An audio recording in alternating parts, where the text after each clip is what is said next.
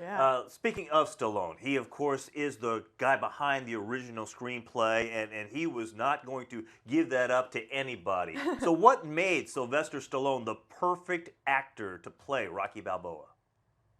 Well, quite simply, it was just his baby. It's just like with a small business person who, they run their business and they decide, okay, I'm going to go on vacation and they leave it with somebody else. It never turns out as well. So, he had this from the inception. It was his idea. He wrote the script. He shopped it around, and part of the conditions when he shopped it around was, he was determined to play the character himself. So I think when you create a character like that and you envision yourself playing the role, then who better to play it? Now, that's not to say that that's what the studio wanted. The studio wanted Robert Redford or another leading man. You have to keep in mind that Stallone was a nobody. He had done some porn, he did some little movies, but he was basically a nobody. Done some porn. Yeah. And He had a couple credits to his name. yeah, at least he had that. Absolutely. Yeah, but then he kind of took a different direction with the Rocky movies. Yeah. All right, most surprising story or factoid about the making of the movie that you learned is what?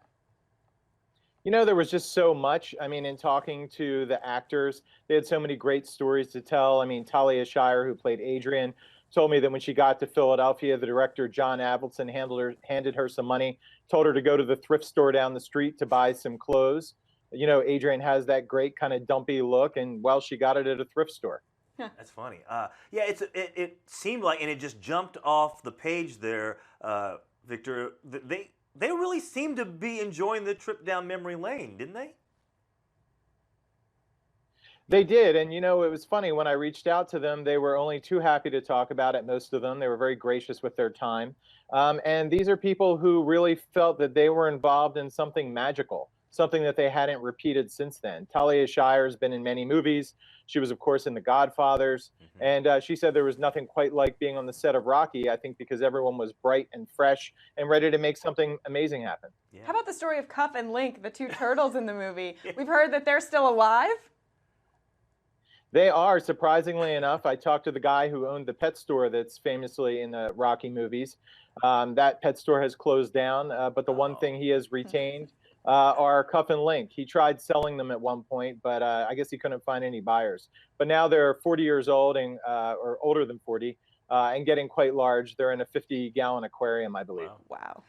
The best part, I think, that stood out to me as far as all the stories, and there were so many great stories, I always just assumed that the scene where he's running through the Italian market, someone throws an apple at him, was scripted, that it was an extra doing that, but you're telling me that was all spontaneous?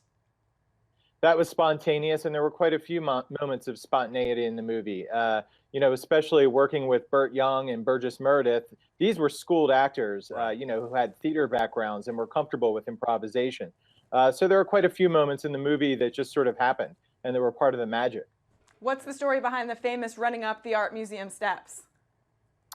Well, that's really interesting. So they had this scene written into the movie, but they weren't really sure how they were going to shoot it.